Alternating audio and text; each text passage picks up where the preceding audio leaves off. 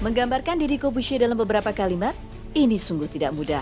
Merintis karir sebagai pesulap di ruang-ruang yang tak terekam kamera sejak remaja, Deddy kemudian muncul di televisi sekitar tahun 1998. Tak butuh waktu lama bagi Deddy untuk kemudian menjadi pesulap di era televisi swasta yang paling mengkilap. Lalu berkembang menjadi mentalis yang sangat laris. Adalah pencapaiannya yang lain kini bahwa mewujud sebagai pembawa acara talk show yang kian memukau.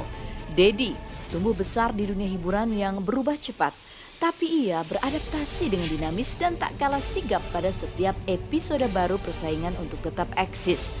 Tapi hingga hari ini, Deddy tak pernah mengidentifikasi dirinya sebagai selebriti.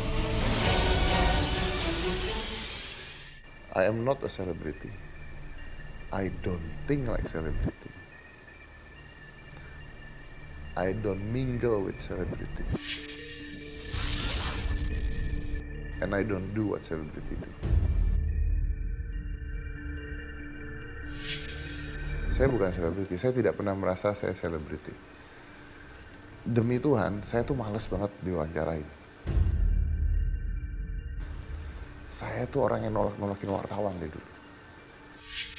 Makanya nggak pernah ngeliat saya di infotainment.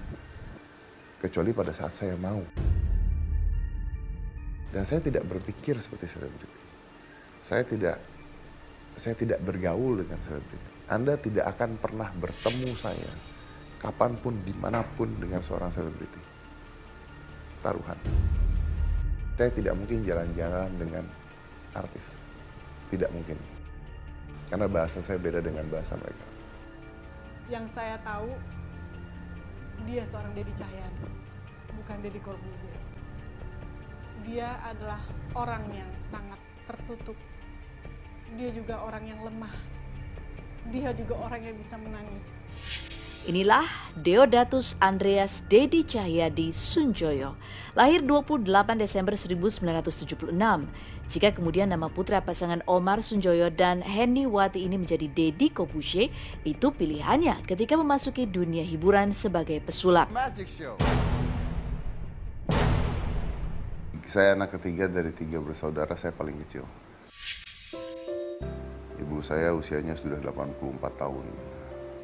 Deddy punya kisah menarik tentang bagaimana ia dididik untuk melihat teladan di rumahnya saat kanak-kanak.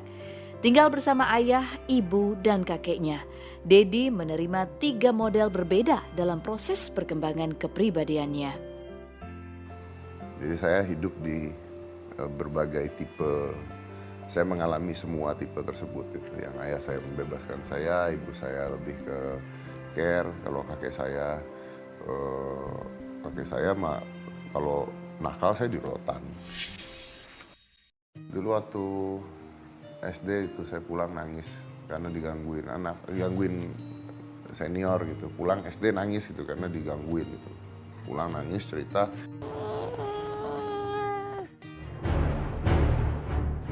Jadi kalau menurut kakek saya kalau digangguin pukul balik gitu. Mungkin dari 3 kombinasi tersebut saya belajar banyak hal. Gitu. Mungkin rasa soft saya tuh dari ayah saya gitu. Kalau seni saya dari ibu saya, kalau keras saya tuh dari kakek saya. Karena diajarinnya keras banget kalau sama kakek saya dulu diajarinnya keras, sangat keras diajarin. Dari gambaran Deddy di masa kanak-kanak, ia sepertinya berada di tengah penopang hidup yang seimbang menghadirkan nilai-nilai. Tapi secara materi, kata Deddy, keluarganya bukan orang berada, bahkan terbilang sulit. Saya dulu berasal dari keluarga yang bisa dibilang tidak mampu. Kakak saya sempat mengalami makan itu beli bakso, 1 mangkok dibagi 4 orang sama nasi, itu sempat gitu. Karena ayah saya pada saat itu nggak ada kerjaan di PHK, ibu saya nggak ada kerjaan, jadi saya tuh sempat mengalami hidup itu terpuruk sekali. Jika hari ini orang berbicara tentang konsep pendidikan menguatkan bakat ketimbang mendongkrak kemampuan di bidang yang anak tidak sukai, Deddy sudah merasakannya sejak kecil. Ia tak suka matematika, tapi suka teater, bukan les matematika. Masalahnya, konsep belajar di kebanyakan sekolah, termasuk sekolah Deddy saat itu, memang tidak sesederhana itu. Jadi contohnya kalau Saya pulang, saya bawa piala menang juara teater. Saya ingat banget akuntan gitu ya, akuntan saya 4 gitu nilainya. Wah tuh guru akuntannya marah-marah. Makan tuh piala katanya. Nah, kamu nggak bisa, akuntan nggak bisa ngitung duit, gede mau jadi apa gitu. Mana PR-nya? Saya nggak buat PR, Bu. Sekarang saya tahu jawabannya. Gede, saya bayar akuntan saya sendiri buat kerja sama saya. Guru matematikanya sama guru akuntan gitu misalnya, ya benci banget sama saya nggak pernah bikin PR. Tapi kalau guru teater atau guru seni rupa, sayang banget sama saya. Guru olahraganya sayang banget sama saya. Setiap kali ada pertandingan, saya di situ gitu. Nah, setiap kali ada matematika, saya udah tahu tuh saya bakal dihukum, itu udah tahu gitu. Lalu, Dedi bertumbuh dengan minatnya yang sangat kuat dan terasa sejak usia 8 tahun menjadi pesulap. Ia belajar dan semakin besar.